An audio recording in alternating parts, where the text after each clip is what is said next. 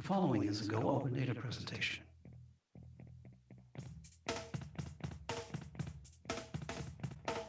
Welcome to the Good Cafe. Today, GOOD-A-PALOOZA, in honor of Open Data Day. And introducing GOODradio,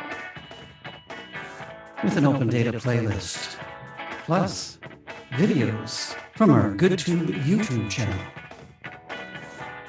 and guest zoom-ins, and that includes you. And now, let the Palooza begin. Indeed, let the Palooza begin. Hi there.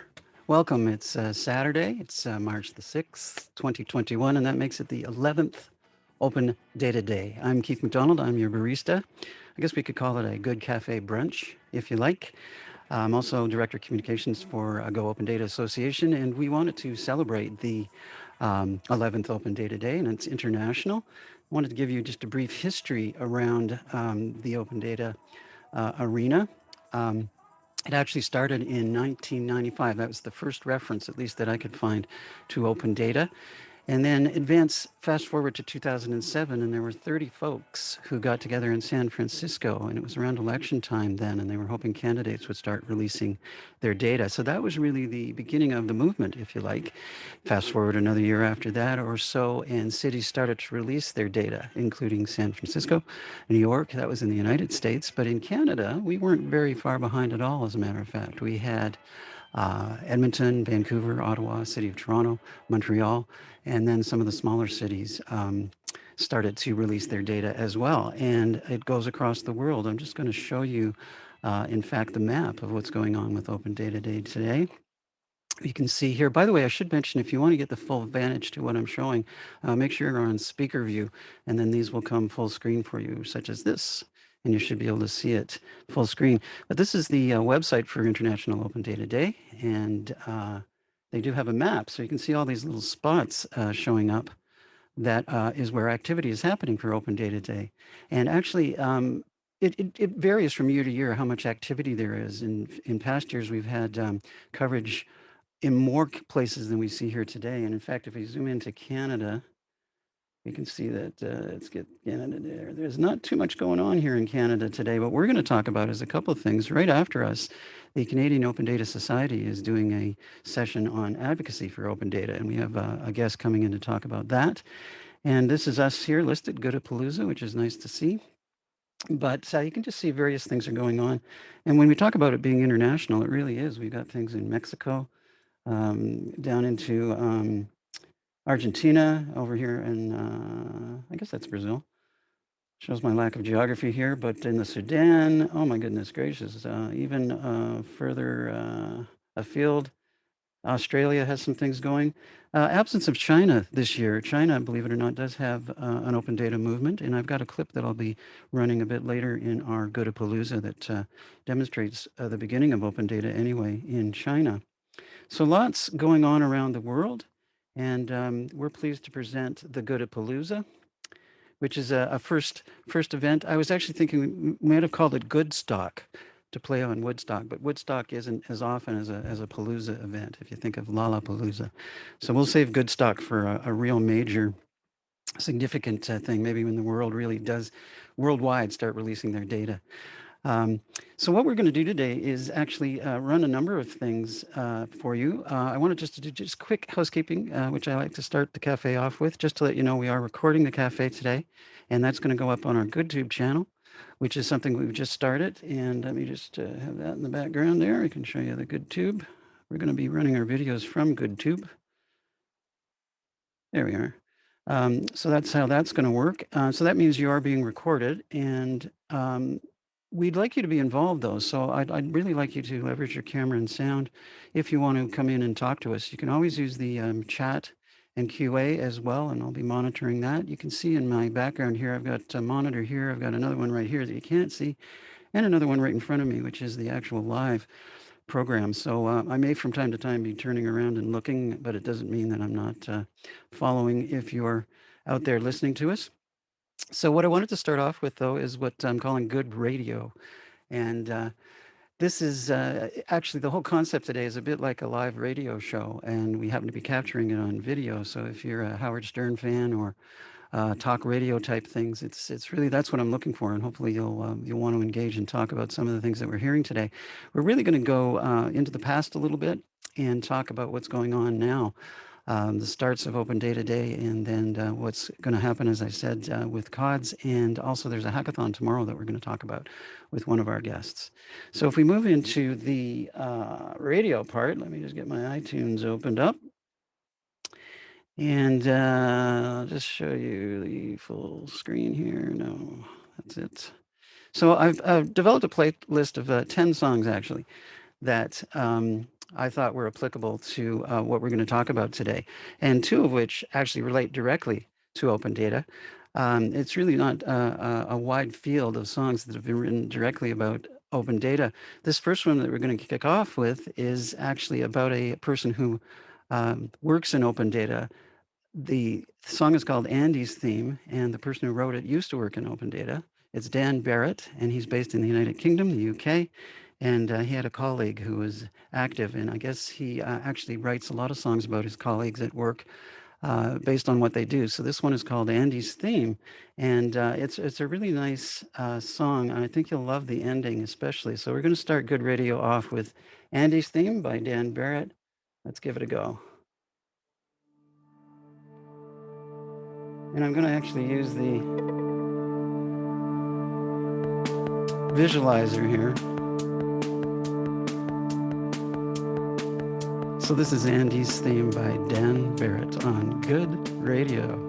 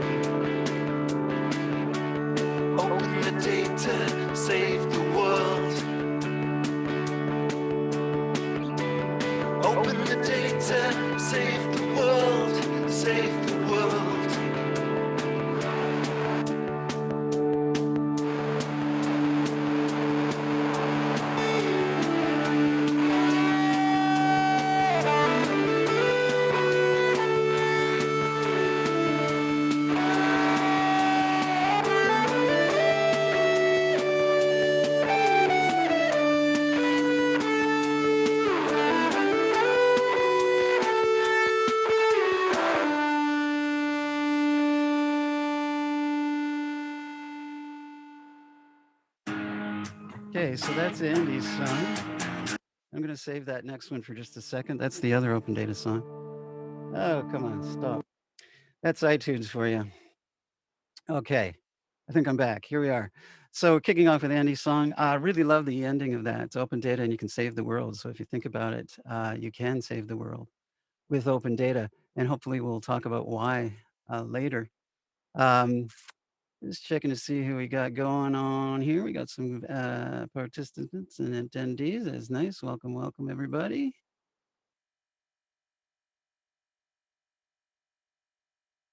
Okay, so what I want to do now is flip over to our GoodTube channel just to give you some background on Open Data Day.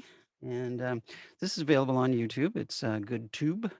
And I'll just flash that up for you. There we are. So it's available on YouTube. I believe if you search for Go Open Data Association, or I'm not sure if GoodTube will come up, but Go Open Data Association. Unfortunately, the way YouTube is working for the past several years, you can't get your name unless you have muchos subscribers. And by that, I mean you can't have youtube.com/Go Open Data. So we've got one of the curly Q type links, but nonetheless, we have a presence. We've been featuring our good cafes and webinars. Webinars actually are private for those who are members, and a number of other things, including this Open as Art playlist. So I'm going to go into that and pick and choose some to run today. I'm not going to start with this one. I want to go back to, you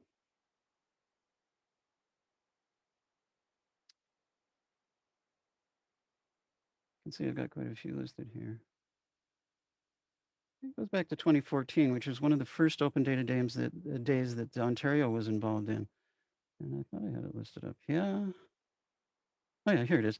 We're going to have Richard Pietro as a guest, hopefully coming in soon. And Richard is one of the few creators of open data as art material. There's lots of stuff you can find when you search for open data, of course. What is open data groups, and things like that. And it's all fantastic. But what I've done here is curated this to be a little more out of the box kind of stuff. And this was the beginning of the Open Data Day 2014 held in the province.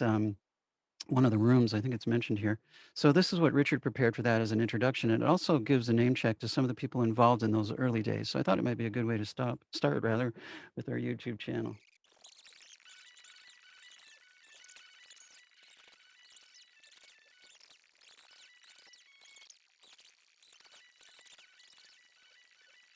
Okay, so there's a quick track of the open from back in 2014. And, that really kicked things off. You could probably feel it even this morning, right? So imagine yourself in a big room, right? And up comes the soundtrack to that. So, yeah, I really admired that right from the get-go. And just a quick note on my background, I was working with the City of Toronto at this point. From 2008 onward, I was in open data, ended up as the open data lead before I departed the city. And many of the people mentioned on that, we've all moved on. I think Raham is still active at the City of Toronto, but some of the others, I'm really not sure of. They've gone on to other jobs within the province or cities, and or else just left, retired, however you want to describe it. But I think it's a fluid field, and open data is, as I said, a movement. And there's been some consistency and also some inconsistency. And one of the key things that maybe we want to talk about, if you want to chat, is just that. How do you entrench some consistency? And by that I mean, let's say you've got a manager in a government division and you've approached them as an open data person and they've started releasing data. But what happens if that manager moves on? Do they have they entrenched how it works? I see Tracey is coming in. Tracey, just hang on there before we engage. Um, the thing is, you need some consistency. So if the manager's left and they haven't put anything in their notes or in policy or in how things ebb and flow within that division, it really is going back a step, right? You have to start all over again. And that's one of the weak things that I found over time. So I'd like to see that as a future thing for sure, that the divisions start to, I guess, entrench is the best word, really, so that it's figured out, so that as you do have some of this movement, um, we don't lose what the gains were. Okay, so we've got a few of our guests, actually, they're already here. I'm going to actually start with Richard Tracy before we move to you. That's okay. And Richard, were you with us a second ago when I ran the OpenGov intro? Yes, I was on the wrong link, unfortunately. So I've been here for a while and witnessed my old work, which Yeah, was really interesting. I forgot about that thing altogether. yeah, it certainly goes back to the early days, doesn't it? And one Indeed. of the reasons I wanted to start off with you actually is I'm going to be showing throughout our time some other videos, and you've done quite a few of them. And I wonder if you could describe maybe the one that you like the best, and hopefully I have it, and how it came about, etc. Um, well, the Renegades of Funk one was actually a video I created after the event. It's one that perhaps was the most striking because blasting Rage Against the Machine inside a government building at 8:30 a.m. on a Wednesday sort of shook the foundation, I think, for a lot of public servants, and it certainly brought a lot of impact. But easily, exactly, Tracy, rock on. But easily, I think perhaps my most impactful one, because it did go international, was the short film on open government and open data and open source in the same year of 2014. I do have that one. Yeah. That's the play on the Matrix, correct? Just to make sure. Yeah. I Yeah. call it a spoofy adaptation of The Matrix and Office Space. all put to the theme of open gov, open data, and open source. It was I think it's about 8 minutes long, Yeah, it's and nine about, I minutes think it was exactly. within 48 hours, an Italian open data advocate reached out to me and said, "Do you mind if I create subtitles for it in Italian?" I was like, "Absolutely! Give me the translation. I'll create the subtitle file and I'll put it in." So that was for a creator, and you are one, and Tracey is as well. There's nothing more fulfilling than seeing your work being appreciated by someone you don't know. Yeah, very true. Very true. It's 9 minutes and 22 seconds, I think. So what I'm going to do is try to get that in a bit later, since we've got some other guests that are in already. But yeah, it was really interesting times, wasn't it? Um, Especially what I call the early days, where everybody was trying to explore how best to reach out and explain and educate and involve and motivate people to get into open data. I'm curious whether you think now, some years after, is it better or is it worse, or do we still have the same challenges? It's some of the things that I've said in the past is it seems as though the shine's off the apple a little bit, and some of that energy is. Sorry, Tracy, if you're trying to, by all means, Tracy and Yeah, if you Paul, want both to. Tracy, myself, Paul, unmute yourselves if you guys want to come in on this, and feel free to chime in on the comments. But there was obviously a lot of energy. It was like a brand new shiny toy back in those early 2010s, a lot of traction, and I think for me, I don't know if the term is stalled. I don't know if the movement has stalled, but it's certainly manifesting itself differently. And I don't know if it's a good thing or a bad thing. Maybe we did what we were supposed to do, that it has been fully integrated into government processes and does not require the excitement that it once had. But I'm up for people to offer their thoughts on this. Yeah, I think it's an interesting answer. So let me, I'm going to unmute you, Tracy. You look like you want to say something. Hello. I say, hey, how you doing? Good morning, everyone. I Good just want morning. to point out Oh, there you go. Oh, this morning, got the vaccine. Anyway, I'm all excited just a few minutes ago, so that's why I was late. I wanted to point it out. The hashtag is Be Great Vaccinate from the Wabano Center. I thought that was a pretty good hashtag. That aside, I think you're right, Richard. Um, there was a lot of enthusiasm in 2005, more enthusiasm in 2010, and then it begins to normalize because it becomes a normal practice. But I think it's changing again. I think we're moving in a direction now where there's a level of maturity, it's been institutionalized, and now it's time to say, okay, well, if that's the case, where's the next place we need to go? Yeah. And I think, working with Paul on this hack the data gap disability project, led by Megan Litton with the support of Kit Chokely in the lab at Carleton, we're beginning to see that a group of people are willing to now take on some of the harder, messier types of questions that were not really addressed in the early days of open data. So I think now we're at, like if we had to say there's a maturity model, I think when we can start dealing with these types of questions, we're at that part of the maturity model where it's like, okay, we've got some chops, we've got some institutional buy-in. Let's see what we can do with some new questions. So maybe it's a rejuvenation time. that's an interesting way of putting it. In the early days, especially, right? It was the easy data, at least from a government perspective. It's, well, Yeah. what can we release? What have we got? And let's push it out. And then the real challenges began, some of the harder stuff. And it wasn't hard necessarily from the data. It was hard from convincing the stewards of the data that it should be released, Yeah. right? Yeah. Yeah, and It's that's funny. Oh, go no, ahead. Sorry. no, you go ahead. I was just gonna say, and Paul, if you're available, I'd love your thoughts on this, and Tracy, of course. I still think the thing that's lacking in the open data space in particular, is actual tangible use cases. It seems as though we're always referring still to transit data and things of that nature, and a lot of people don't can really munch on it and see the real value behind it, aside from saying it's public good. But at the same time, I'd love to get your guys' take on it. In maybe I'm wrong in thinking this, because here's the other saying that I used to have, which is back in the early days, like I characterize OpenGov and open data kind of like a leading star in a movie. Brad Pitt, Angelina Jolie, Will Smith, whatever. And then I came to learn that, you know what, actually, OpenGov and open data is more like a supporting character, right? You know, and right, it's supposed to be in the background. It's, I like being Angie. what's that? Don't take Angelina Jolie away from me. Sorry. She's not going away. Don't worry. But I thought maybe OpenGov and open data is something kind of like the Dewey Decimal System, right?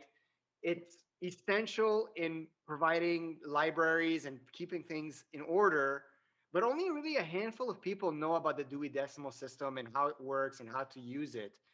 But it doesn't take away from its impact. And maybe this is what the role of OpenGov and open data have to be in the bigger picture, but I don't know. I pulled in some interesting articles recently with my alerts, suggesting that open data is, as you're putting it, complementary to other forms of data that companies are either using or being well advised to use in their analyses in order to gain insights. Like the insurance industry is apparently way behind on this score. They have That's maybe a good thing. Might be good if they are. Well, let's leave that out of it for the time being and to speak objectively. The thing about the insurance industry is they're very highly regulated, and so they don't have the incentive to perhaps use all the tools at their disposal on behalf of all their stakeholders. But there is an opportunity, as has been pointed out to them, to use their internal data added to open data to gain new insights. And given the world that we are entering of, you know, climate change impacts and so on, it seems like that's highly overdue. And there are other sectors that are just going ahead and using the open data and just not talking about it, like open source intelligence and business intelligence services. The thing is, I think we just need to talk to them. And unfortunately, those of us from the private sector in the open data space seem to be few and far between. But Yeah, you good. know, like Richard, sorry, Keith. So when you think the scale of the city, right? It's pretty basic data. When we start seeing the stuff that's coming into the provincial level, we're starting to see more interesting data sets about things that matter every day to people, right? Student loans, health, education, which we didn't have before in terms of data sets that were being released, but that wasn't the jurisdiction of the city to do that. It's the jurisdiction of the provinces to do that. When you go federal, you start seeing how proactive disclosure has changed the reporting on government spending and contracting and procurement, and how that's changed the conversation. And in a way, what you're saying, Richard, is when things become infrastructure, we don't see them anymore. The only time you see infrastructure is when infrastructure breaks. Yeah. Right. And fortunately, it hasn't broken.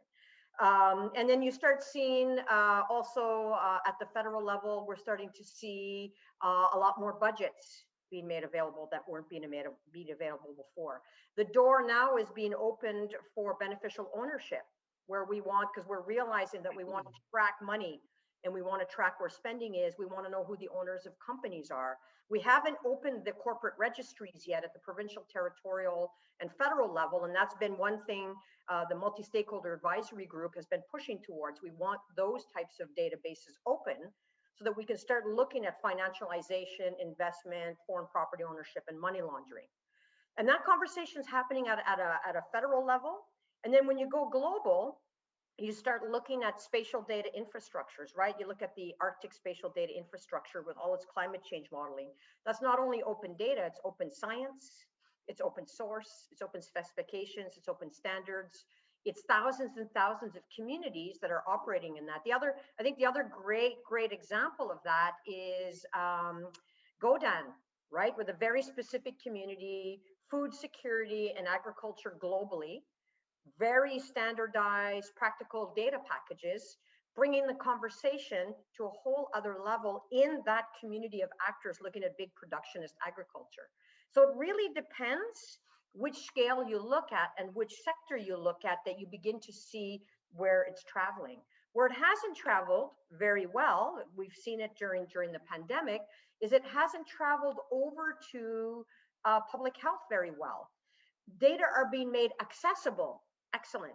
They're being made available. We can see them through BI dashboards, Tableau dashboards, Esri dashboards, etc. But the idea of open science and open data being mapped onto that hasn't been universal. And I think it's just the province of Ontario and BC have been taking the data that they're publishing and publishing them now in their open data portals at the provincial level. So we're starting to see, like, by pushing it over, going into new things. I don't know what the symbol of green means, but it's wonderful.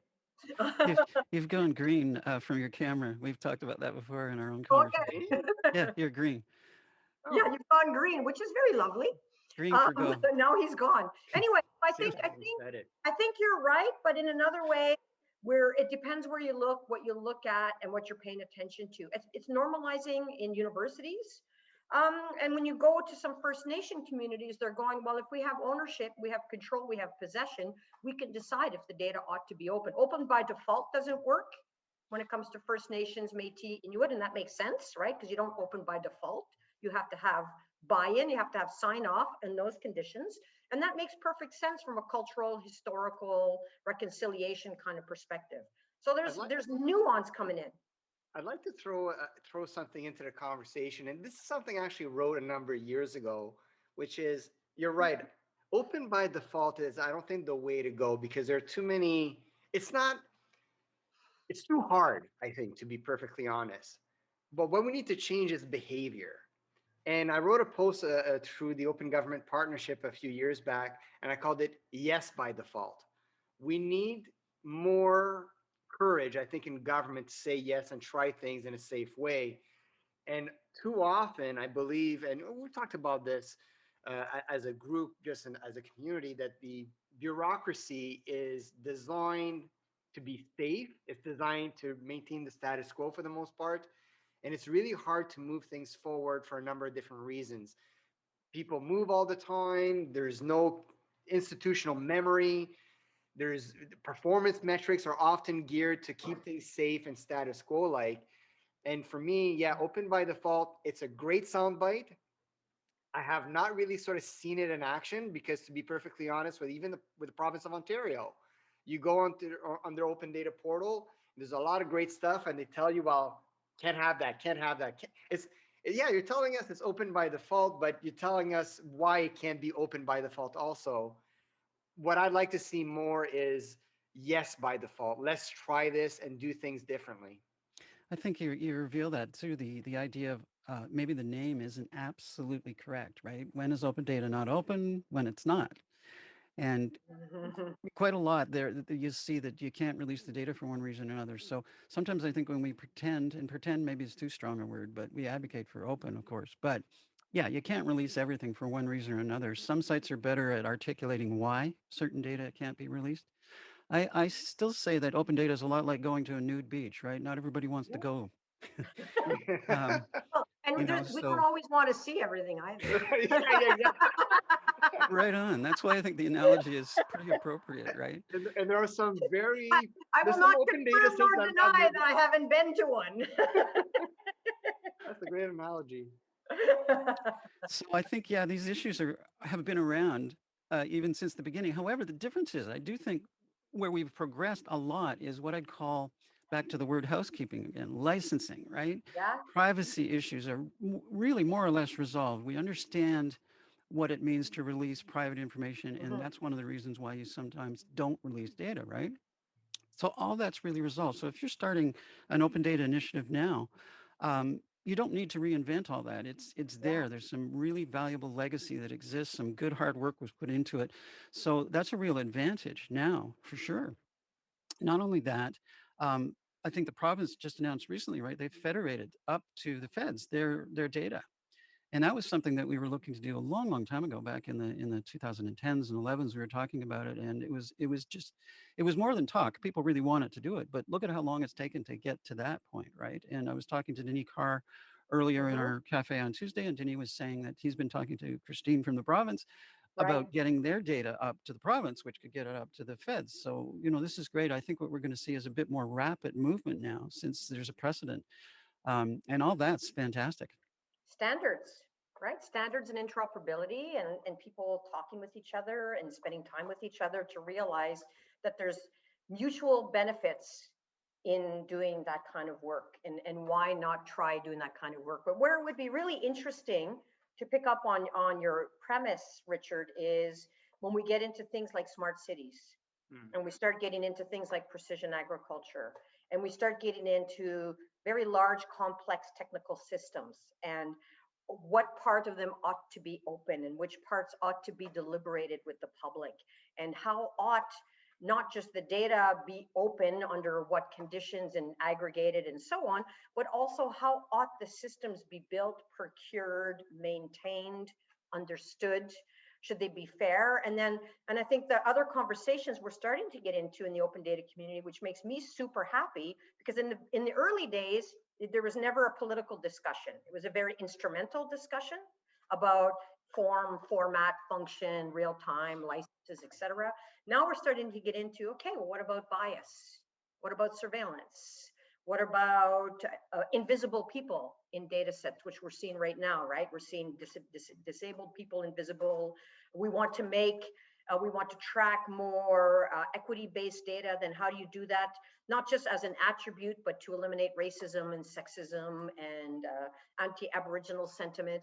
How do we start being more sophisticated with what we make visible? And how do we look at other systems? Like, how do we look at homelessness intake systems so that we don't cause undue harm? You know, we're having conversations about AI impact assessment. That's the same spirit, right?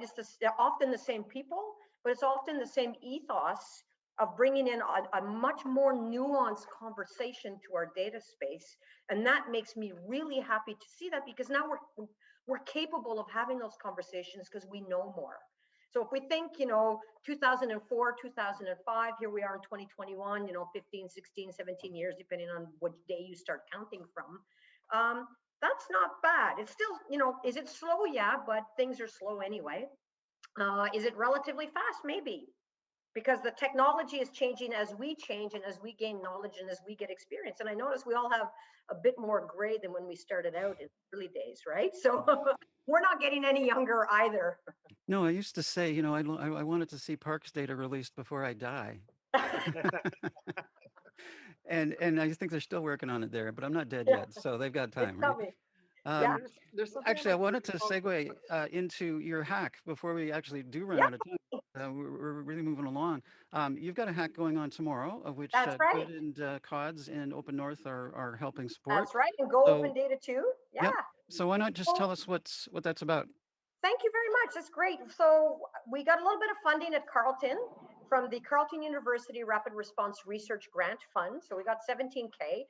And I said, what I want to do is I want to build up some data sets about things that are hard to do, invisible things, hard to find data, also do an analysis of what is being done. We met at some ad hoc meeting. I met Megan Linton's academic advisor in the School of Sociology. And he says, I've someone for you to meet. And so I reach out and I meet Megan, and it turns out Megan, as a disabled person with lived experience, also as a young and up and coming scholar, has been studying this particular kind of custodial housing for some time, and has very clearly demonstrated that that particular kind of housing is invisible in data. And so we started to take a look at it and said, you know what? There's like a very big data gap here. There's a huge level of invisibility of this group of people. We saw what was going on with people who were older living in long-term care housing, and how we had essentially not been paying attention, nor was there a centralized database. And we realized that actually this group of people are even more underrepresented and unseen, and not overseen or cared for more than any other. And there was uncertainty whether this group of people were going to be on the front line for the vaccine for the phase 1, and if there was going to be a rollout to these particular kinds. Oh, thanks a million for putting that up. Yeah. Custodial institutions. And so we started looking at it a little bit. We put together a quick data set for the city of Ottawa amongst the research team. And then we said, we can't do this by ourselves. It's too labor intensive. So we reached out to to the Canadian Open Data Society. We reached out to Go Open Data, and we reached out to Open North and said, hey, would you folks help us out? And fortunately for us, they did. So Megan provided some context and some backgrounder information on the situation. We looked into it a little bit. We had a little mini day last week where we worked together to try and set up the hack and see if we can come up with a way to kind of clean up and find where we might be able to source these particular kinds of data. And sure enough, with Paul's expertise, we set up some templates and some ways of looking at it in another way. And then a student, Kit Chuckley, who's awesome, Kit went and replicated a whole bunch of sheets by jurisdiction. And then Megan and Kit sat down and made a list of where we might find all of these sources. And so we're getting together tomorrow, hopefully, to at least build a database of addresses for the province of Ontario of all these institutions so that we can insert these into the rollout of the vaccine conversations. And then we're going to follow up from there with some attributes, like look at these places, where are they located, do they have websites, how many residents do they have, how many people sleep in one bedroom. For instance, when we were looking at the data set in Ottawa, we discovered very quickly that, wait a minute, how can you physically distance if there's only like 1.93 meters between you and the person you're sleeping beside? So there's no way to physically distance in those environments. How can you physically distance when there's 30 of you all using one washroom? And we're talking, you know, adults with cognitive disabilities. We're talking people with physical disabilities who need a lot of supports in their day-to-day lives just to get through the day. How could you socially and physically distance when you have people coming and going inside your institution on a rollout basis to deliver food, to deliver basic services? So you never have the same staff because you're talking with home care, part-time, precarious labor kind of staff coming and going all the time. And then how come they're not on a list anywhere? Right? Some of these things are privately owned, some of them are publicly owned, some of them are under multiple jurisdictions, the province, the federal, municipal, they're funded in different ways. Like there's really, like when we started looking into it, right, Paul, even when you were looking into it, we're going, how is it possible that we are living with these conditions and these situations right now? So that's what we're doing. I'm so thankful to have had the Canadian Open Data Society, Go Open Data, and Open North help us out. Hopefully, with Megan's expertise in the domain, we'll start developing a typology of these institutions in Ontario. We're having conversations with Statistics Canada, especially the LODE, Linked Open Data Environment Project, to see if we can collaborate somehow with a foundational data set. We're going to take a look at maybe in the future, we can do some more analytics works to see if we can do any web crawling to collect this information. And at least for now, we can get Ontario sorted and get it into the conversation with the rollout, and we'll see where we go. Also, I want to put a little shout out to Kit Chuckley, who's been in the background doing, right, Paul's smiling, because Kit has been doing an awful lot of really interesting work to set it up, which also means pedagogically, we're training people in a university now, because I don't think there's anybody in a university training people to do this kind of stuff. I might be the only one. I might not be. Maybe there's people watching who are doing it too. I'd love to hear. But I have not heard of other people in a university doing it this way. Maybe Renee Sieber in Montreal, but not really quite this kind of level of outreach. Paul? I think I heard that Niagara College has a program that's basically about data liberation. So Good. College level. Good, but that might be the library school, but we'll check with them. Yeah, because it might be the library school and that's data liberation in a library. But that's also interesting for me that I'm finally happy that I've reached a position in my life where I can bring this in the classroom and I can bring this into grad programs, and I have students looking at open data portals all the time, but that's because we've gotten to the point where we can. And that's because of your work, Richard, and your work, Keith, and your work, Paul, over the years, my work and the work of many others, Michael Linsner, Jean-Noé Landry, and a whole bunch of other people across the country who's, I shouldn't even name names because I'm going to miss people and etc. So that's what we're doing tomorrow. Join us between 1 and 4. You put up the information, Keith, thanks a million. We have a lot of information up on Data Libera that will give you some backgrounder information. We could use your help. If you know of data sets in your government that you think can help, if you're any government people listening, share those with us. If you want to help us filter through these things as we clean them up and develop a typology, we sure could use your help. We would love to cross-match our list that we compile at different local areas with what you might have. For instance, we were able to do that with really great people in the city of Ottawa, and they assured us that this group of housing that we had compiled, I'll do that right after I'm done chatting, Connie. So thanks for the heads up.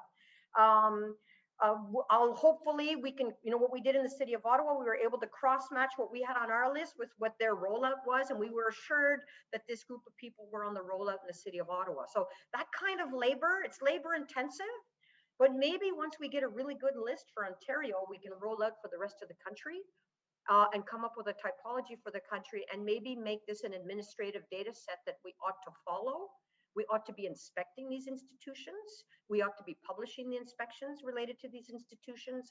We ought to be publishing the kinds of conditions people are in. And you know what? We don't even have a count of how many people live in these places in this country and the conditions within which they're living. So shame on all of us for not paying attention to this particular group of people in our country, but maybe we can shed a little bit of light on this invisible group with the Hack the Data Gap tomorrow afternoon, and maybe you'll come and help us out. So thank you, and I'll post that in there in a few minutes. Actually, I've gone to speaker view here myself, so I think everybody can see that big now. So it's at Eventbrite, correct? Yeah, it is, And, but you can get it just on gonna- Twitter, you can get it on Eventbrite, you can get it from the Data Libera site, you can get it from Go Open Data, from the Canadian Open Data Society, and there might be something on the Open North page. I haven't gone to look. Yeah, and it's a really long link, so if you do add that, we can have it on the chat. Right now. Sure. Yeah, that's good. That's great. I think that it just demonstrates, the work is ongoing, right? And there's so much that needs to be done. And again, open data, if it's there and available, can really get us along that trail for sure. I also wanted to give Paul a chance to talk about what you've got going on just after the, I guess it's at 1 o'clock. We're going to wrap up around 12:30. But Paul, if you want to explain what you've got going right after us. Absolutely. So I'm the executive director of the Canadian Open Data Society. Introductions. I first got involved with open data in 2015 when Connie roped me into the Go Open Data Summit down in Niagara, where we were working. And last year, or after that last summit that we also had in Niagara for the Canadian Open Data, we decided as a group that we needed a community of practice, and it was high time that we organized ourselves. And I know you and Yuri had parallel thoughts at the same time, the same place. And it took a while. A lot of nuts and bolts had to be put together. But as of a year ago, we incorporated. And we are, as of this weekend, I would say, fully functional in that our 3 business lines are now active. We have advocacy, which I'll talk about in a minute, the thing that's happening. Sorry, Paul. Oh, let me kill that. I'm so sorry. That's the thing where it if only plays we when didn't you... have to Fantastic go Paul's sick. thing is requires its own theme A little song. ditty Yes. for us there, Paul. So advocacy, awareness, which also starts this weekend, which is our big social media campaign where we're keeping everybody in the loop on anything to do with open data in Canada. And what I call assemblies, because I like the alliteration, but that's basically events, which is our monthly webinars. What we found, interestingly, is even though Yuri and you guys and we were pursuing very different tracks and not talking too often, everything we're doing seems to be very complementary. Like I'm actually surprised. Like you would get the full experience from being a part of both organizations. There's almost no overlap. So I find that really a good sign for the future.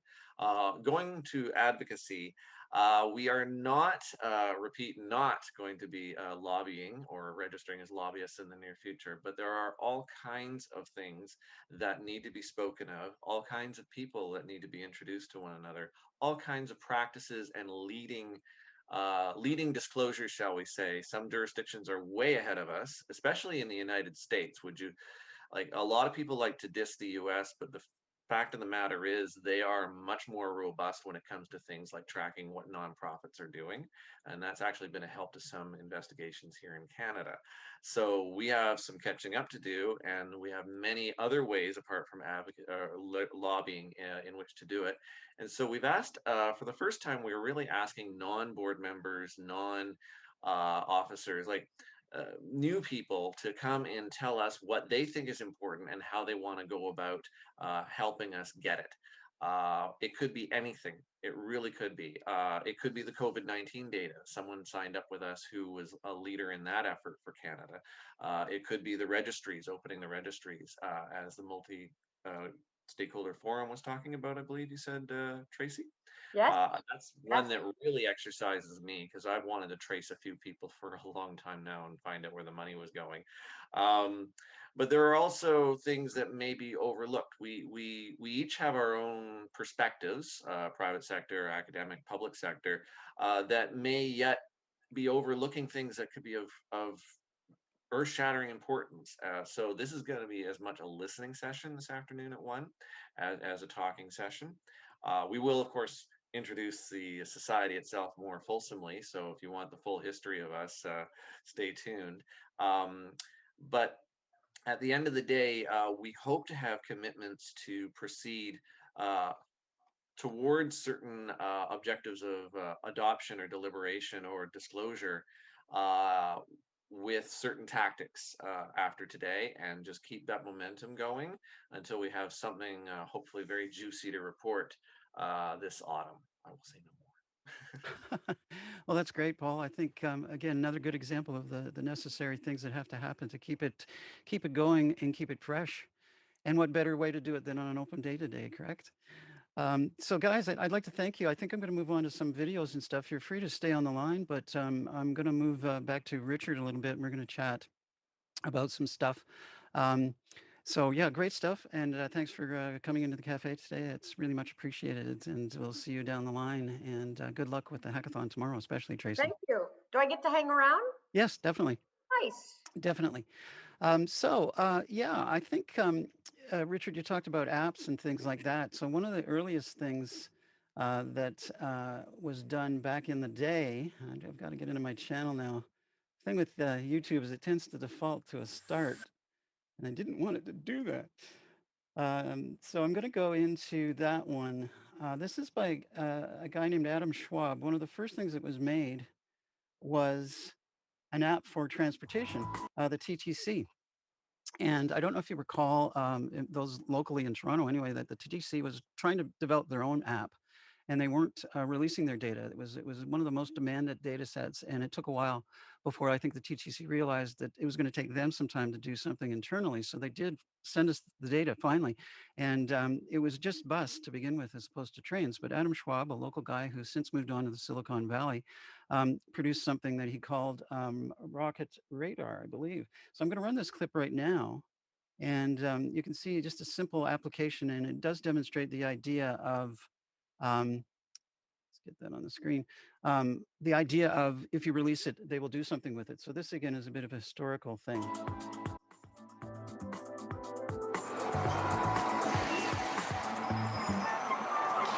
I'm Adam Schwab. I'm the creator of Rocket Radar. It's an app for the iPhone that uses Toronto's open data to figure out when the next streetcar or bus is going to be arriving where you're standing. So you can see I've started up the app here, and what it's doing right now is it's finding where I am. It's finding all the nearby routes and the stops around it, and then telling me exactly where I'm standing when the next streetcar is coming. So we've just launched with the bus data for Rocket Radar, and we can see that we have streetcars and buses in here now, and we're here at King and Peter, and it's telling me that the next streetcar, actually going the other way, is coming in 3 minutes.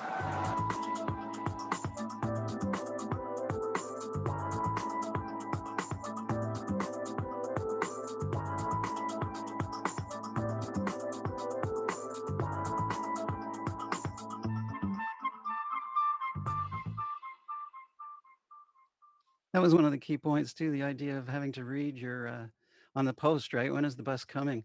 And it often didn't come, of course, when it was saying on the post. So here we go again. Jeez.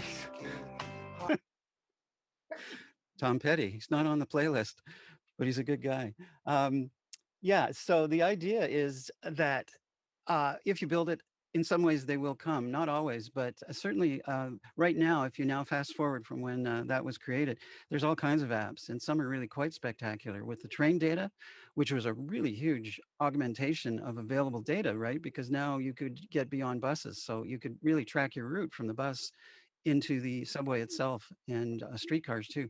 So just another example, I think, of how things have advanced, but also where they were back in the day. Now, an interesting caveat to this particular app is when Adam went to the Silicon Valley and moved away, he wasn't going to be in town, and he didn't feel he could maintain just a Toronto app. So he actually asked folks, is anybody interested in taking it on? And unfortunately, they didn't. So Rocket Radar kind of faded away, which reveals a couple of things, right? Maintenance is important, obviously. And secondly, from the releaser, the data releaser standpoint, if you're not keeping things refreshed, the app will obviously have a shelf life. So I wonder, Richard, if you thought about any of that in particular, just as a topic in general, this idea of keeping it going, refreshing, maintaining it. I know you've tried to recruit some people for projects and stuff, and it isn't easy, is it? It isn't easy because it's hard to demonstrate value and to demonstrate an audience for something, which is why over the last little while, I mean, almost like 5, 6 years, I focus a lot of my attention more on bringing creativity to the space because, and believe you me, I respect Tracey and Paul. They are great. What they're doing is absolutely necessary, but they are academics. They are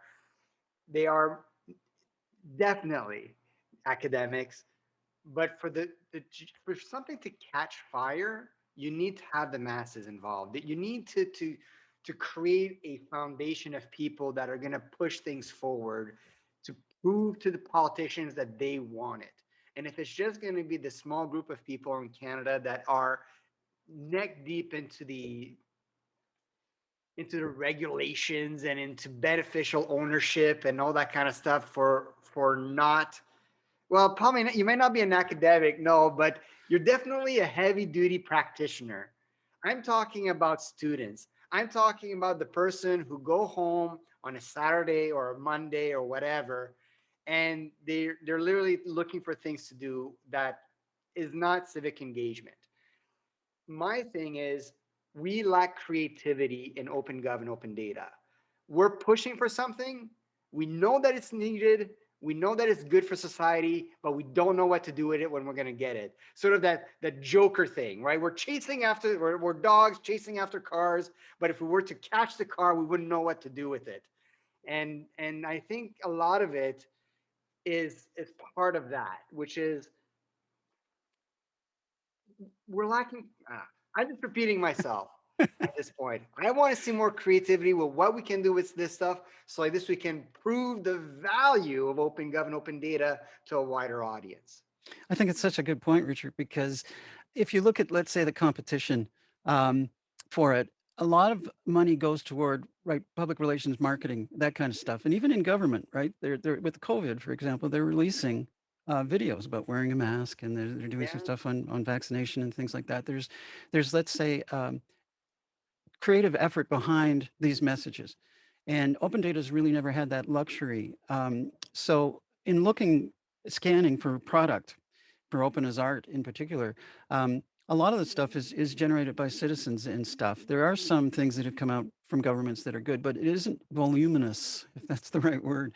And I think you're dead on that open data needs to be upgraded a little bit in terms of its, give it a chance, I suppose, to have a campaign like that. So if we could get some of the finances that goes into the marketing budgets of cities and provinces and even the feds to talk about open data in that kind of way, right? Go where the masses go, get it on Instagram and get it on TV. So in between, go ahead. Yeah, and actually, this is one of the things that I really appreciate what Tracey is doing in bringing open data inside the universities. I would argue we need to bring it even earlier than that inside high schools. Yeah. And to be honest with you, it is a shame. It is a shame that Ontario has only now officially included coding inside of high schools. It's taken essentially 30 years to bring coding inside of high schools. And I remember like when I was in high school in the early 90s, going to keyboard typing class, right? Like F, F, F, F, J, J, J, J, right? Exactly. We need that equivalency when it comes to civic engagement. The public, the civics classes in high schools is shameful. They teach you how to write a cover letter and do your resume. And here's how you have the Senate and you have Parliament and the different houses at the legislative assemblies. That is not what civic engagement looks like in the 21st century anymore. We need that as much as we need practitioners like Paul, as much as we need academics like Tracey. And that third element, I think I'm much more closely related to, because I am neither an academic or hardcore practitioner, but I do believe that civic engagement does not get the kind of play it deserves because people don't see the value in it because they've lost trust in the system. It's like, what's the point? I'm going to lose anyway. Why am I going to? Even my vote doesn't seem to count anymore. Yeah, it's so true. I mean, that's why I Tracey think. doesn't seem. Tracey, I think, has a very different perspective, and I'm looking. It's been a while. Let's go. Yeah, actually, the folks can't see some of Tracy's reaction here. I just switched back to the screen.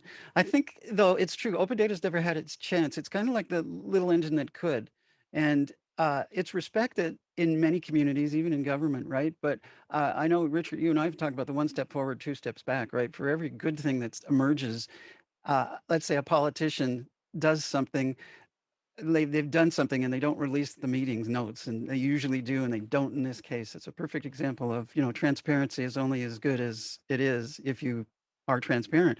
So that's the then two steps back. And it really, the people working in the open data arena have no control over that. And speaking of that, as elections happen and let's say the government is replaced by a new government, what does that do to the initiative, right? I'm saying that we really need to get it enshrined into law, legislation that says, no matter the party, this is the procedure, so that you can't have somebody coming in and saying, "Oh, we're not going to do that anymore." Right? That's the unseen hand, I think, that can actually ruin the initiative. And I think the genie is out of the bottle. It'd be really hard to completely crush it, but you could certainly stop releasing some things that you've been releasing in the past, right? If you felt that way as a politician. I can show you evidence, and I don't want to get into a political conversation, but there are data sets that I have helped to release back prior to this current provincial government that have now been removed from the open data portal provincially. And I was part of a team of citizens when the new provincial government was elected that went on a giant download blitz on the provincial government's website because we saw what happened in the United States. And we say, well, before political powers choose to delete a lot of this climate change data that's open right now, let's work in concert as a community and make sure we download it, keep it in our servers, just in case. And those are the realities right now of the open government, open data movement, is that it's very fickle, at least as I see it. And that's why I want that. I focus more on not the practitioners or the academics, but the general public with my civic engagement as art to show value. And I think too, citizens appreciate it more if you speak in terms that they can relate to, so such as a video, right?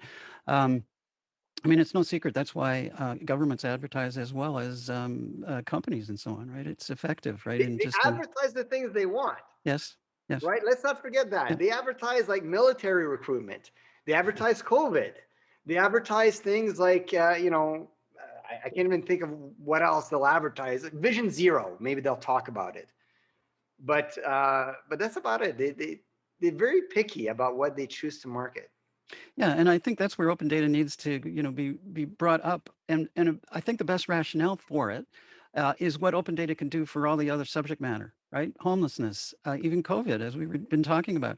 Um, if citizens start to see the connection between having access to the information and what can be done with the information, they may, in fact, become even more supportive. I know we talked about this in other conversations around the election time and citizens just asking about open data.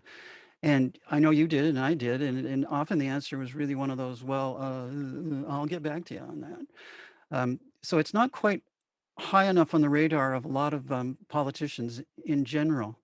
And for those that are into it, it is, and they talk about it. But again, citizens don't really understand it. So you've really got a bit of a catch-22 that if the political arena doesn't talk about it, and especially during elections, the last election locally with Sidewalk Labs, I think was a perfect opportunity to bring up those issues, data rights and access to data, as opposed to proprietary and all of that kind of stuff. And I did a poll of candidates, and there was only one who kind of dabbled in an answer.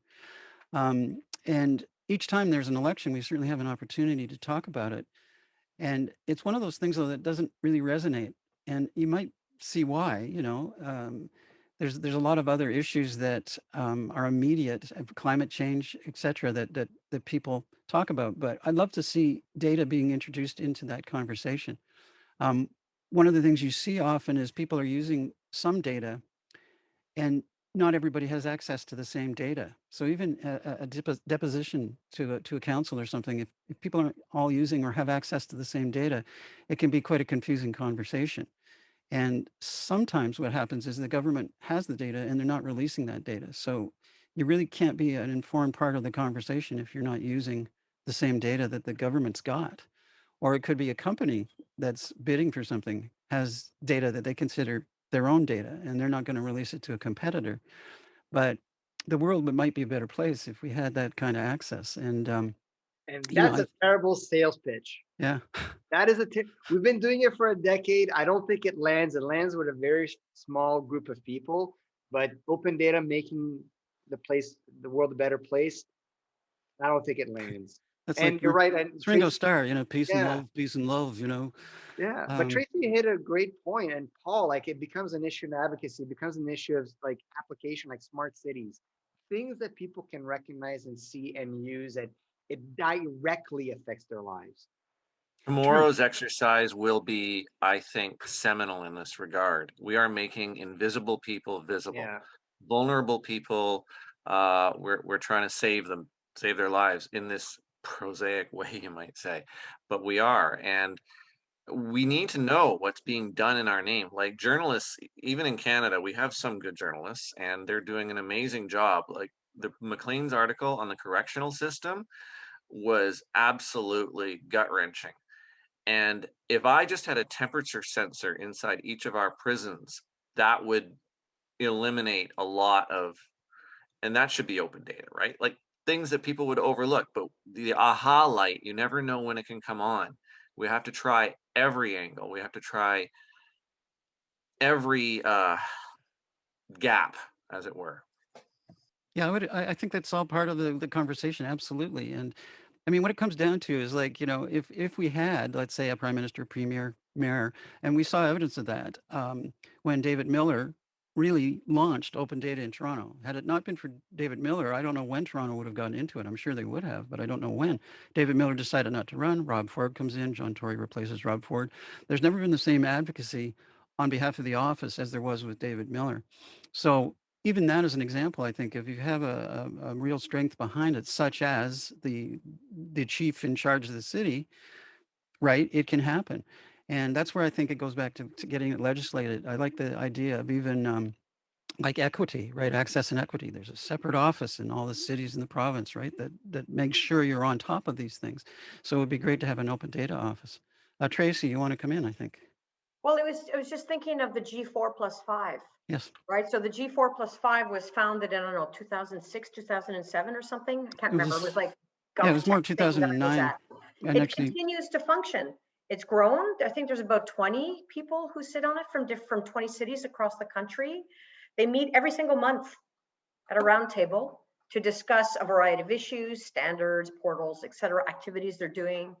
We're starting to see data analytics teams in cities. We didn't have them before. Data analytics teams are showing up in the last, I'd say in the last 10 years, but in a real serious way in the last 5 years, in different departments. And now they're bridging. Like Ottawa was really, I can only talk about the city I know well. So forgive me, it's not to be Ottawa centric. It's just that it happens to be where I live. So I know people.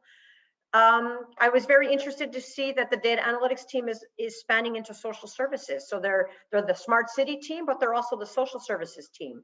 They're also involved with the equity team and the Ottawa Public Health team. So they're becoming like a kind of an expertise hub, if you will. Is it kind of like a little bit, would you equate it to like a shared services kind of deal that different departments can plug into?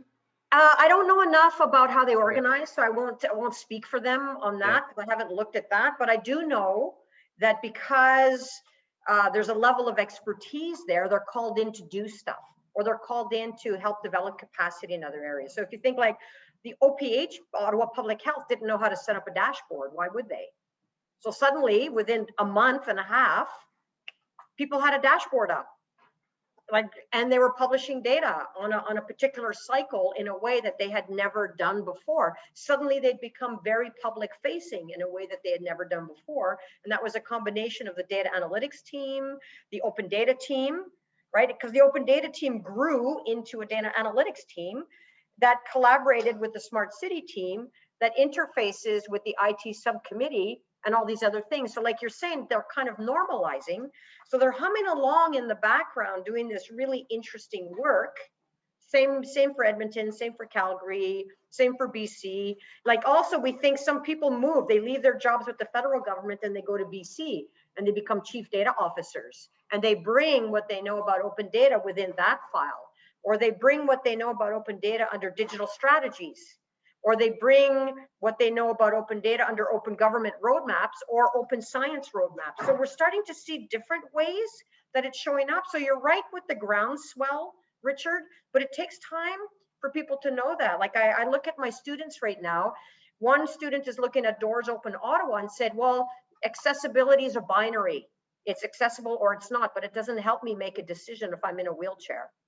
And so she's trying to look at that metadata and expand the metadata and to create a survey with the City of Ottawa to expand that metadata so that you can take a look at the Doors Open Ottawa and say, yeah, it's accessible, but we need these other accessibility fields so that someone can make a decision. It takes time to teach someone how to do that, and it's exciting to see it. That's You know such a what's good. one of the, oh, go ahead. I was just going to say that's such a good point. And often it's overlooked, right? The deep dive into something like accessibility. You can say it's accessible, but what does that mean? Is it a back door somewhere really far away with a ramp, and then there may be stairs that you encounter? You could get into the building, but you can't get into the floor, right? Go ahead, One Richard. of the things I love about accessibility. Accessibility needs like better public relations because it's seen as a cost center. But you'd be hard pressed to find an able-bodied individual not take advantage of accessibility steps and by step measures, right? Whether it's inside like a transit bus that has an auditory cue that says next stop is this, whether it's one of those like you're walking into your condo or your building, whatever, and you press the button to open the door because your hands are full because you're carrying groceries. Anybody, this is an argument that Mike Gifford, he's a very active voice in accessibility. We have a gentleman by the name of Brent, who's in the audience right now, who's an accessibility advocate. And more often than not, people do not realize that they are using accessible tools for their able-bodied lives, but then when you bring it up, when you got to say, like, we got to invest into accessibility, people are like, that 5% or 3% of the population, and why are we investing so much into them? And you hear those arguments a lot of the times. It's a wild... I don't hear those arguments, Richard. I'm really sorry. I do not hear those arguments. I really don't. It seems as though, like, hey, if you look at, for example, the lawsuit that led to the Web Experience Toolkit, right? The Canadian websites were not accessible. The argument was like it's too costly to make accessible websites. That's why they weren't doing it. They got sued and they had to create accessible websites all of a sudden, which helps everybody because now you have a whole bunch of new design cues that are brought in. So maybe argument might be too strong a word, but a lot of the times the reason why things are not made accessible is because it's viewed as a cost center that is not feasible at the time from a budgetary perspective. I think it's a good point, and I should add from even our perspective as an association, right? We're talking about these issues. For instance, we don't have captioning. We don't have audio assist. You know, Keith picks up his coffee cup and says, we don't have audio assist. Yeah. Those are things that are really important, and we're not overlooking them, and we don't really have a cost center for it, but we're going to do something about it. I mean, we're going to start leveraging tools as soon as we can. But therein lies the conundrum, right? It's really easy to say, oh, I can't do it, can't afford it, and so on. But you can't deny the need for it. And how do we resolve those things? I think a quick association with open data around that is the same, right? People used to say, oh, it wouldn't work, or it's going to be dangerous, it's going to be risky. But once you started doing it, it proved itself. So I think you make such a really good point about it, Richard. I think that you know, you probably said it better than I did. So, It's Mike's point. I want to make oh, sure that Mike, sorry. Okay. Yep. Mike, he's very smart when it comes to this kind of stuff, and accessible measures are not just for it are not just for those with disabilities. Yeah, it has advantages all the way around, right? And I think that's another example too of tools where sometimes I think it used to be a bit of a cop out, but again, it's proving to be true. By cop out, I mean you could say, and we did in my past government experience, right? We can't afford it, and we're not going to do it. But then, sure enough, a tool comes around that's even open source or free, right? And it solves your problem. Um, so that's where I think industry will look at things and needs and try and fill the gaps, right? So I'm very hopeful about the state advancing. It's just, is it fast enough? And you really don't want to not offer something to somebody, right? And the excuse is, well, we just couldn't afford it, or we just couldn't get to it. It's a hard call sometimes to make, but it's still an excuse any way you look at it. So just from the good standpoint, we are working on it, and I sure hope we get there soon. And I'd be remiss not to make a pitch for people to join us and volunteer if you have an expertise in that, or if you know someone who does. Throw them on to us, or bring them to us somehow, because we'd love to talk to them and figure it out. We're really amenable and looking for support in all of those areas. So that I being got a said. question for the both of you. There has been a lot of changes when it comes to open data portals in the last few years, to be more accessible in for those people who are not data nerds that know how to manipulate data. These open data portals are much easier to manipulate, to look and play with. Do you guys think that's helping at all? Do you think it's the right direction to go? I made an argument for it years back that it shouldn't be called open data portals. It should be called open data playgrounds. But I don't know if like the city of Toronto has been doing that. Obviously, Socrata has been in that business for a long time in terms of allowing people to work with data right inside the browser, the portal. Do you guys have opinions on where that stands? It depends. I mean, so you think of companies like Esri, right? So the mapping company. They've been doing that for a long time in terms of community organizations involved in being able to load up their own data sets, combine their own data sets, and look at them on maps, providing the framework to actually do so. It's still not that easy to do. And it's constrained, right? Because you're not doing analytical work, you're doing visualization work. You're allowing you're able to see your data in that kind of space. The other part is calling them portals, catalogs, etc. When when I get my students to go look for stuff, I say, go out in the wild and look for a data set, and like, here's some questions I have for you, do this assignment. They usually wind up finding data in open data portals, because that's the first hits that come up. So they're actually very discoverable because they've got good back end web searchability functionality in their systems. So I find that really exciting. The trouble is that's only where you start. It's where you discover things. It's not where you stop. Because I always say, okay, now that you found it in the open data portal, go to the producing institution. Go to corrections, go to transport, go to stats, go to whatever department, the homelessness information systems office, etc. And then you get the context. Because the data set without the context doesn't do much for you if you're not an expert in a story or in a domain. And so I think it's not just about having the tools to do things, it's about having a kind of narrative around it in context. Also, when you go to a portal, you get the latest hit, but you don't get all the data sets that are related to it. What are all the data sets related to that data set that help you think through a problem? And you don't get that just from one hit. You need to go back to a context. So just like it's a form of literacy.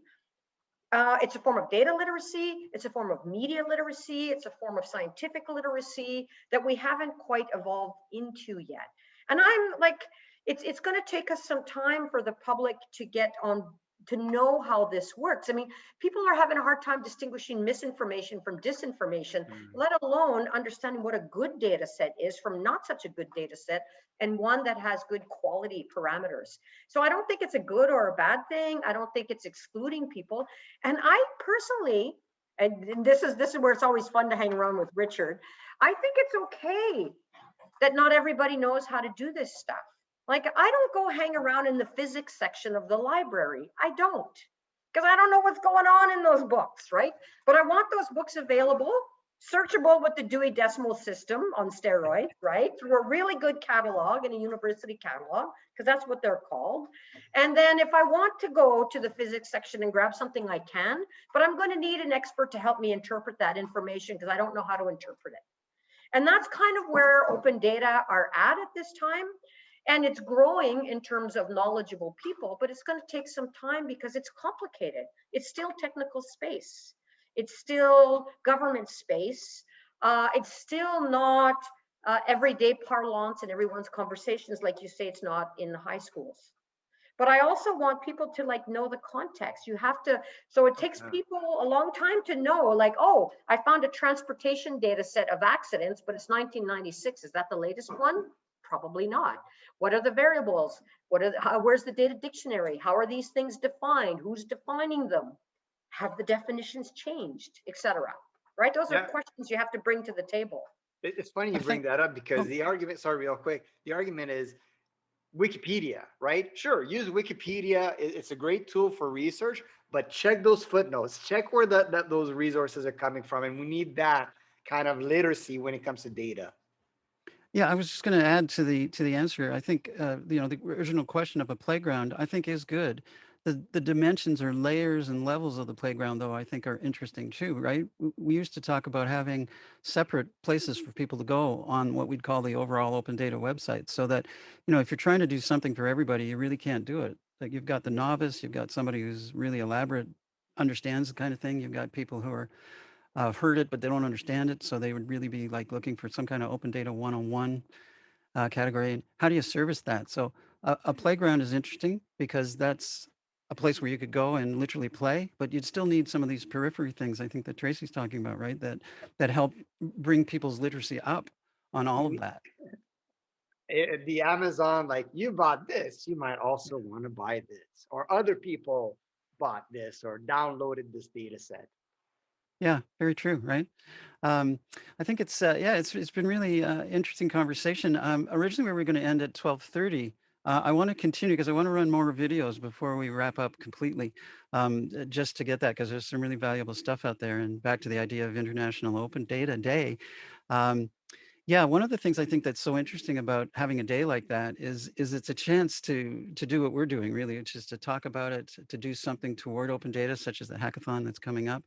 And it's interesting how it's promoted, but it's not promoted on TV. Like, again, back to the earlier conversation, you don't have a news anchor talking about it. And remember, it's International Open Data Day, right? I don't think it shows up on your Google Calendar, if you list holidays and events and that kind of thing. So it's just another aspect to it, right? It's still lower down the totem pole, I guess, in terms of how it aligns with people's thinking, and that includes government too.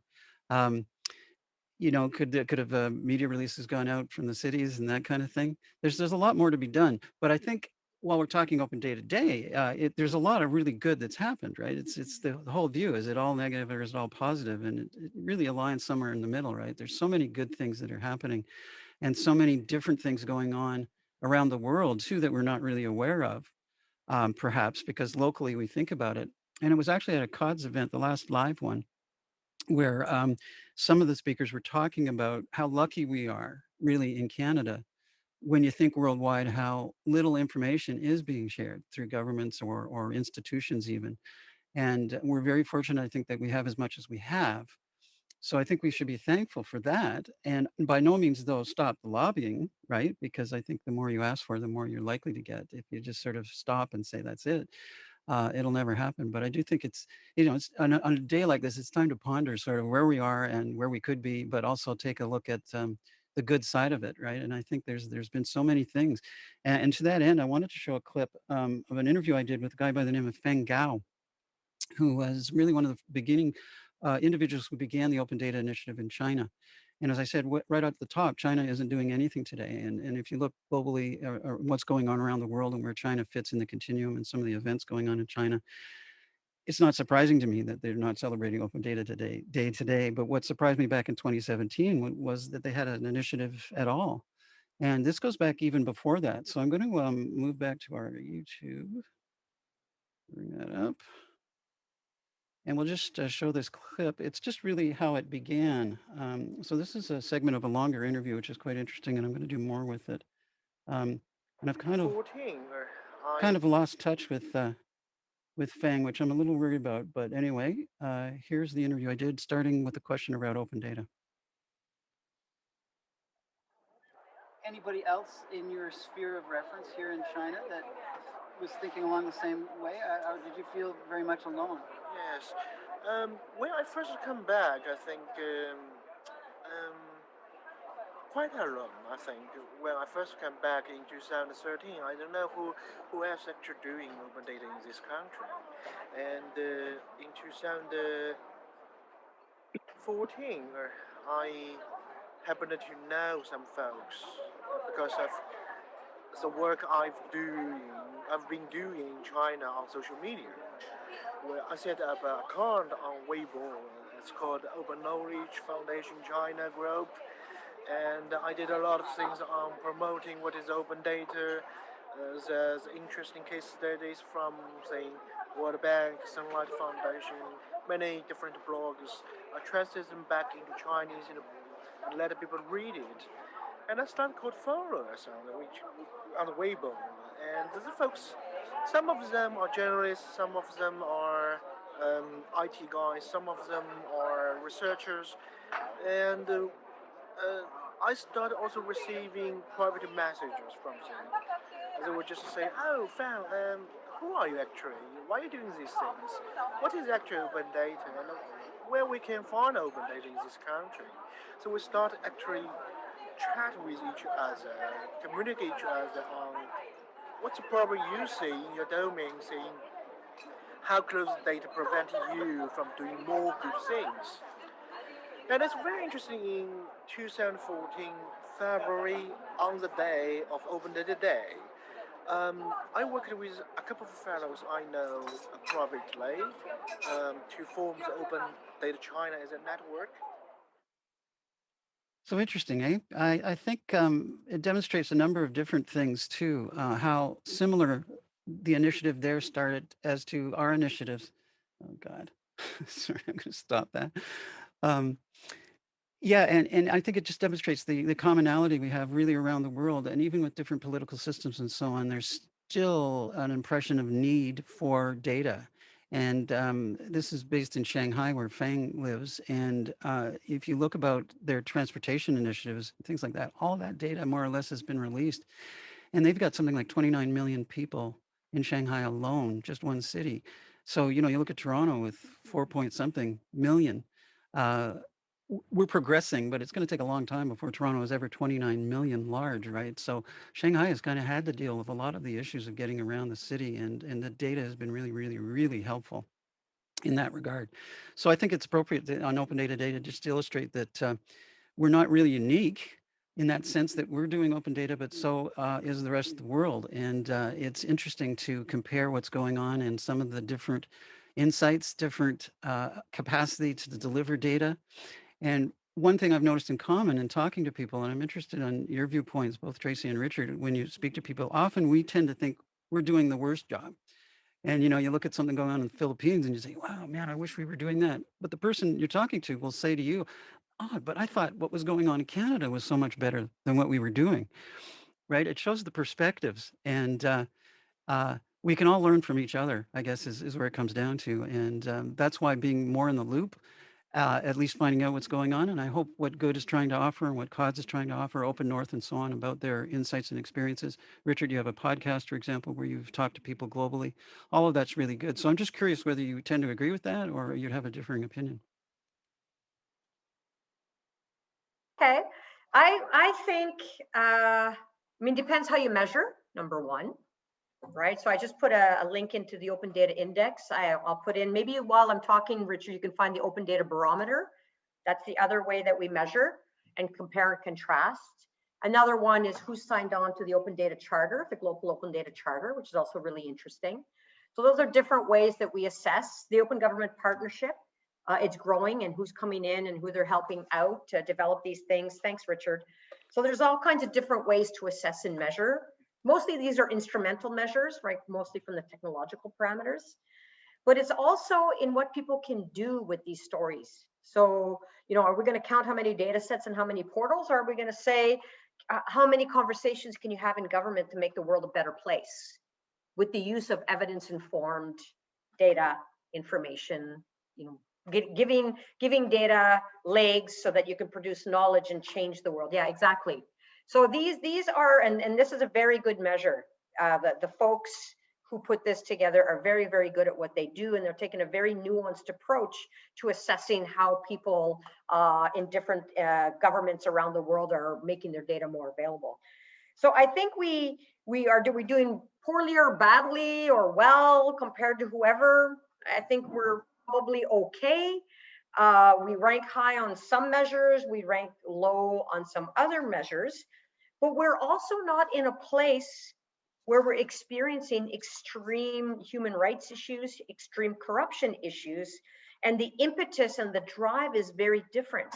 You know, when I lived in Ireland, I can tell you that relying on the Open Government Partnership was key for them, because if you could get international pressure to pressurize your country will move and change.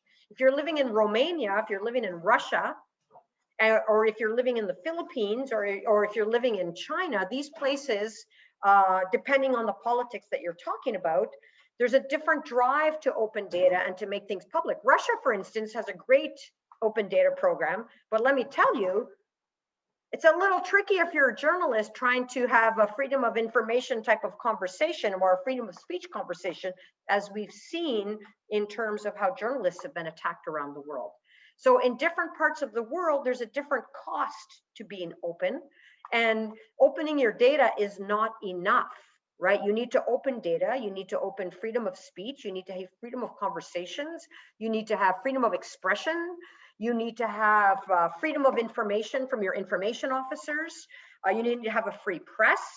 These are all part of this conversation, right? Open data is part of that larger conversation where we become more knowledgeable and can have maybe better informed conversations about all kinds of different issues.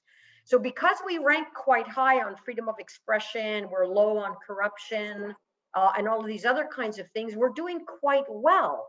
And so is there a groundswell of civil society activists pushing for this in the same ways you see in the Philippines, or you see in China, or you see in Russia, or you see in Argentina, et cetera? No. But we also don't have the same kind of stresses that other people in other parts of the world are experiencing, or the same levels of troubles on corruption issues, human rights types of issues, and so on. Could we, you know, on the issues where we do have hotspot buttons, and this is money laundering and financialization and foreign ownership and real estate and the purchasing of Canadian lands and farmland by foreign owners, that's very interesting. And when we allow kleptocrats to come here and launder their money from countries like Malaysia, for example, just look at the Taib family and what's going on in Sarawak, for example, and how that money's being laundered here. Yes, it is. I think you're right, Yuri, it is moving. Then it's very interesting how Canada is not on the forefront of those conversations, and how we're not making the registries open, how we're not doing really well in terms of tracking white collar crime, and how in a way we're happy in the economy to have this money come in, because this money fuels the Canadian economy. So when it comes to those issues, I would argue that we need to be moving and hustling a little bit more on these messy areas, as well as all the invisible data that we talked about, people with disabilities and so on. But on money laundering, financialization, property ownership, the cadaster's not open, land valuation's not open. We've outsourced land registries to third-party companies. We don't own those data. So it's hard for us to follow the money and to follow property assets and companies and corporations when none of those data sets are open. So I would say that we're doing well until we get into the sticky issues and money laundering and white collar crime, property ownership, financialization and foreign ownership and kleptocracies, or inviting kleptocratic money here. We're not doing very well. And that's where I think the next big national push, provincial, territorial, and national pushes ought to be, which is opening up those registries. Even the registries could have helped us with COVID because all the hospitals are registered. Every nonprofit and charitable organization, all these custodial housing that we're talking about, they're registered because they need a license. They have to apply to be in that registry. And then you go to the registry and you realize that they're actually quite messy administrative data. And I think part of not opening them is because they're not well cared for data sets. So again, I didn't think I was going to go in that direction, but that's kind of, I think that's where we're not doing so well, but that's because we're not asking political questions. These are political issues that require the opening of these data sets. And that's a conversation that we're only starting to have political discussions, I think, in open data, and we ought to. Yeah, and it goes back, I think, though, to the fragile nature of it, right? So while we're lucky in Canada, everything you were just talking about, I think, is the hard stuff, the challenging stuff, the real difficulty in saying we're truly open government, open data, open. So, yeah, quite valid. And I think this is where citizens need to, chat it up a little bit so politicians understand that this could be an issue as to who you vote for. Right? We certainly don't want people who, at least again, I'm talking for myself, I guess I should say that, but I don't want a government that becomes closed. Not at all. Richard, your chance. Couldn't echo what Tracey was saying, and I'll put a different sort of angle on it, which is one of my biggest fears when it comes to open government, open data is that it gets politicized. Open government, open data are not a political issue. Open government, open data are a tool, much like a hammer is a tool. And most of the time, hammers are used to put up frames and build houses. Occasionally, you'll have someone that uses a hammer to drive it into somebody's head, right? But it's not a political issue that we say hammers are a good thing or hammers are a bad thing. And to me, what Tracey was hitting at is how those tools are being used across the world. I remember vividly when I first got into the space, it was a conservative government that brought us into the Open Government Partnership fold. They were well into open government, open data, but they saw it as an economic driver. When you went to other countries in the world, whether it be Malaysia, Philippines, Thailand, whatever, they saw open government, open data as a tool to rebuild trust with their population and the government and creating that interaction. You go to different places, that tool is used differently and for different means, which is probably why I would argue, Tracey, that the reason why those issues of beneficial ownership and how, it just becomes like a news cycle, kind of like the Panama Papers were a big story for maybe a week, and then people sort of forget about them when it comes to money laundering. I would argue that a lot of the times open government, open data is used as a tool to hide things as well, as opposed to make things visible. So you just put up open contracting, absolutely. And these movements are all coming around, but open government, open data can be used in many different ways. They can build houses, they can put up frames, but occasionally they are used to hide things, they are used to cover things, or they are used for means that drive a political end. It's like social media, right? I want to actually, I think a perfect segue to this is to your turtle parable.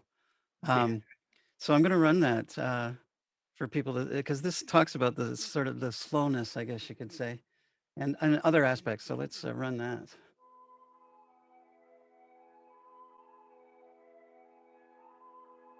No, that's long. At 4 minutes, yeah. But I do want to get don't need to play the whole thing. Representing both the speed and temperament of the bureaucracy, is stuck on the barren lands of old government. a land that was once full of optimism and opportunity, but now rests only as a monument to red tape, micromanagement, and stagnation. In the distance, the turtle sees hope, the fertile lands of open government, brimming with potential and creativity, waits patiently to have its treasures released to the world. There is just one problem. A dangerous road swarming with angry trolls separates these two lands. And these trolls would love nothing more than to crush any slow-moving turtle. Knowing full well that its current home is no longer sustainable, the turtle is forced to begin its slow journey towards open government. Inch by inch, the turtle travels forward, all the while using its mighty shell to protect itself from the vicious trolls. However, the persistent beating begins to fill the turtle's mind with doubts. What have I done, the turtle thinks. My old home may not have had any opportunities, but at least it was safe. And then, an especially loud troll spooks the turtle and makes it retreat back into its shell. An instinct that can only lead to disaster because this sudden paralysis only provokes the trolls further. The turtle is now sitting helplessly in the middle of the road, motionless. Trolls taking turns bashing it into oblivion. The turtle is losing its energy. It is feeling weak. It is hurt. The motivation that once filled its soul by open government fades. It has become hopeless. Then, seemingly out of nowhere, a beaver comes forward. With it are strange tools that it uses to hold back the onslaught of the trolls. Come along now, turtle. I will help you through this, says the beaver. Here, use these. They'll keep you safe, and they'll also help you move a little quicker. The turtle is shocked by this turn of events and confused by the tools. However, support from the beaver is helping the turtle find its courage, and the tools do show some promise. The turtle cautiously pokes its head out of its shell and makes use of the remarkable technology. Together, the turtle and the beaver march forward, and the turtle's confidence begins to grow. Surprisingly, this unusual pairing is able to resist the trolls, and as they continue to fend off the attacks, and as they pick up speed, the turtle and the beaver begin to trust each other. Through this adversity, they've become a formidable team that the trolls simply cannot beat. Eventually, the turtle and the beaver make it to the land of open government safe and sound. There, they begin a new journey of growth and exploration. And they also choose to take on another mission, help other turtles stranded in old government navigate their way through the dangerous road and bring them to the land of open government. The end. Very cool. All right, back to me and to you. Yeah, very, very cool. I think that is just so apropos with what we were talking about. And I can see there's lots going on in the chat as well. This has been really good session so far. So yeah, pretty free-form discussion too. I wasn't sure what we'd end up talking about today, and I think this has all been really great. I'd like to just to begin to start wrapping up. Where you think, well, actually, I want to ask you two questions. I'll ask this one first. If you were king or queen, and I asked this on the cafe this week, of the world, there's probably lots of things you would do, right? You would decree certain things, but in terms of open data and open government, what would the first decree that you would do if you were king or queen? Let's start with Tracey. I don't know about a decree, but where I would love to be is how can we have open collaborative deliberation, and how can we use data to help us deliberate on par with government on a variety of issues? So issues, let's say the pipeline as an issue, water for First Nations as an issue. One of the members of the Open Stakeholder Advisory Group brought up the issue of how are we doing with migrant labor and temporary labor in Canada? And how can we have conversations about these rights-based issues? How are we doing with First Nations on reserve and health? How are we doing, again, with disabled people and their health and their well-being in this country? And are we taking care of people? And so I would love to be able to to be able to access information so that we can have a conversation, a learned conversation, a smart conversation, a data informed conversation on these issues so that we can actually work together for real, not just like write a report and hope that it goes somewhere, actually work together and deliberate these issues so that we can improve the health and well-being of us and our environment and our relationship with everyone else in the world. So it's not quite a decree, but that's my little ideal optimistic options or goals for open data and open government. Okay, Richard, how about you? Are you going to go further? Yeah, Make it the only law? thing I would change, or I would probably make it more of a decree, but as a political priority, we'll say, is changing the civics classes in high schools. It needs, in my opinion, a major overhaul. Yeah, interesting. And I'm going to be bold here. I'm going to go all out and decree that it has to happen in across the world. Data must be released, including, by the way, the King's data.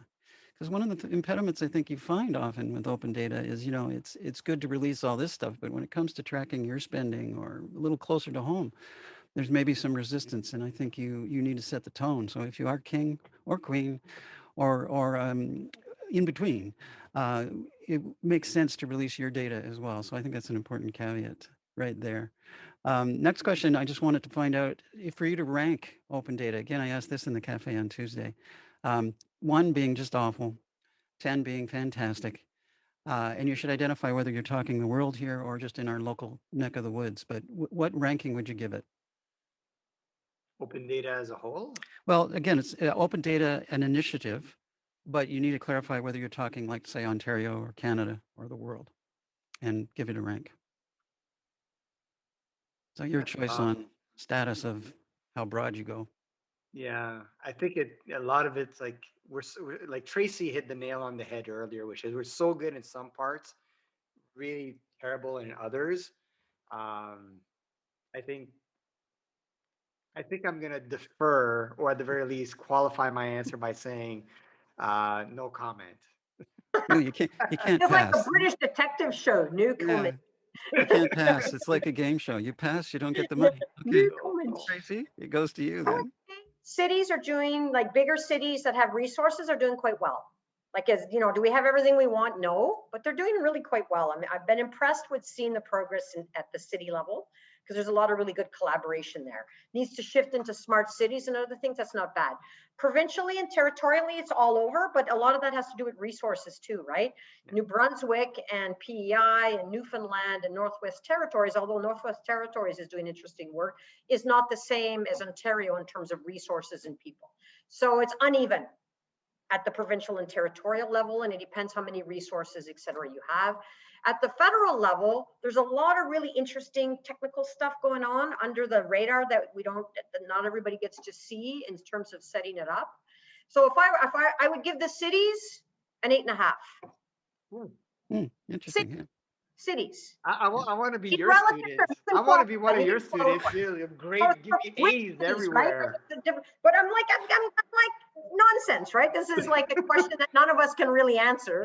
But I'll say, like, in relative terms in Canada, between provinces, territories, and federal government, I'll give cities an 8.5. Which cities, top 20, whatever. Then I'll go provincial, territorial. Then we're down to like a 6.5 because it's very uneven. And then when you get into federal, it depends which topic. So I'll give the usual, like the regular open data stuff, proactive disclosure, freedom of information, all that kind of good stuff. I'll give that a 7 and a 7.5.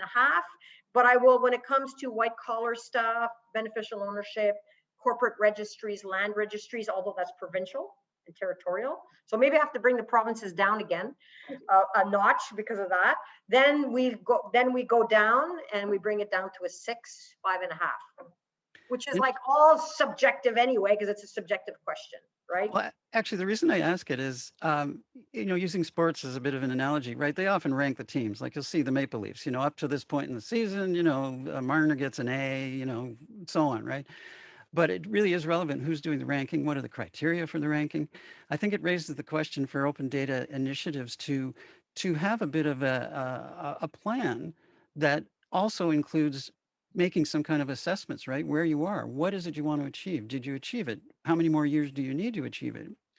Perfect example of that is like the platform to use. And when I was active in the city of Toronto, there was all kinds of debates, Socrata, um, all the different open source ones and so on. And it really took to just about a year or so ago before they actually released a solid platform. That's a long time, right? So where did that fit into the strategic movement and deciding where they want to be? And some things are going to be difficult to decide. Procurement is a bit difficult, but that's a long time before you actually achieve something, right? So I think internally you need to do it, as in your group needs to do it, and there are outside groups that do it too, but it still comes down to criteria and defining how you're defining it. I know when it was the Public Sector Digest, I believe, started a ranking system. They're a closed ranking system. Yeah, and they wanted people to pay to be Yes. involved and so on. So yeah, it was, at least it was a start though. Somebody out there, independent to a degree of the cities, was making the judgments. But when they first came in with the survey that they were asking us to fill, one of the immediate questions from clerks was again, well, what about this? What about that? That wasn't on the survey. So you may have been doing things that would have given you extra points, but they weren't identified as things to answer. And interesting, just a sidelight to that, City of Toronto was always showing up, if not in the top 10, and recently that's stopped. They've dropped. And I asked some of the folks in the city currently working there what they thought of that. And they said that's because we didn't buy into the criteria specifically. We were very interested in doing quality assessments and improve the quality of the product instead of quantity, for example. And the survey seemed to be heavy on Yeah. number of data sets, right? So all of that leads to really a void, I think, of definitive standardized assessments made by a group that you might respect. And again, even to get universal agreement on the group that you respect. So it's a difficult one to do, but without any kind of judgment or assessments, you can go along and still pat yourself on the back and say, "Oh, we released 30 data sets this year. Fantastic." But really, There is an intangible about the city of Toronto that I think would be remiss if we didn't bring up, which is when they undertook their new open data master plan, they took a very unique approach in that they understood and realized that as a city of Toronto, they have those resources that Tracey was talking about. And they decided actively, not just as a sort of side bonus thing. They said, this is going to be our goal, is that we're going to help all the other little towns and municipalities in Ontario and possibly abroad. And we're going to lead the way. We're going to do everything open source. We're going to create our content and our templates and allow other municipalities to jump on board, and we'll work together. I recently moved to a little town last weekend to Gananoque, which is why my Yes. TV is still there. But towns like Gananoque, which have 5,000 people, will never have those kind of resources. Right. But something like what the city of Toronto did a few years ago, and like I said, I can't stress this enough, they actively chose this decision, will help countless municipalities in Ontario and possibly across Canada and internationally get on board with open data. And that is something that I would argue would not normally be measured by a traditional index because it's such an intangible. yeah, definitely. This has been really great. I wanted to do some playlists, and I think we're going to wrap things up. But I just wanted to talk just a little bit about the playlist. Um, just to show where I was going with that. So let me just make this full screen. I narrowed it down to 10 different things. And there was actually a question from Chris a long time ago. Chris, you're still here, I can see, as to who was that song, the Andy's theme. And it was Dan Barrett. And the song is called Andy's Theme. And you can get this on his SoundCloud account. If you go in and look for Dan Barrett, you'll see it. And he's done a lot of these things, different aspects of work that he's encountered over time. And he's quite an interesting guy. So Dan Barrett, and definitely go look for him. I wrote an open data song. Some of you may have heard. I can see some people that I know. I wanted to play The Computer Age by Neil Young, which is a different song by Neil, because really a lot of this wouldn't be possible, right, without the computers. It used to be, people would poke their heads out the window and they'd monitor the weather and hand write it and all that kind of stuff. So we've gone such a long way with having access to the tools that let us immediately post something from our computers. I wanted to talk about Bus Rider. That's really where the app came in from Adam Schwab. The idea of getting around. So that was from the Guess Who. I thought that was an apropos song. And speaking of get around, the Beach Boys, I get around. That brings up mapping, right? And our GPS systems, and cities are involved in sending that information, and people are accessing that information. And so that's important to remember. Got to have a playlist with the Tragically Hip on it. Well, yeah. So the 100th meridian, at the 100th meridian, right? Again, that goes Tribe into Called the Red. GIS. Yeah. You know, our mapping people, very Yeah, yeah. significant aspect, right, of open data. And in fact, it was one of the first things to get released usually because there was so much of it available and already set up that you could release this kind of stuff. So 100th Meridian. Hooked on a Problem by Roger Hodgson. I think a lot of the people that are Cool. working in Open Data, right, they are hooked on this project. They want to solve this thing. So I thought that was apropos for that effort. You too, of course, I still haven't found what I'm looking for all those people who are saying, where is the data? You know, I'm looking for this data. Where is it? And to this day, some people still haven't found what they're looking for.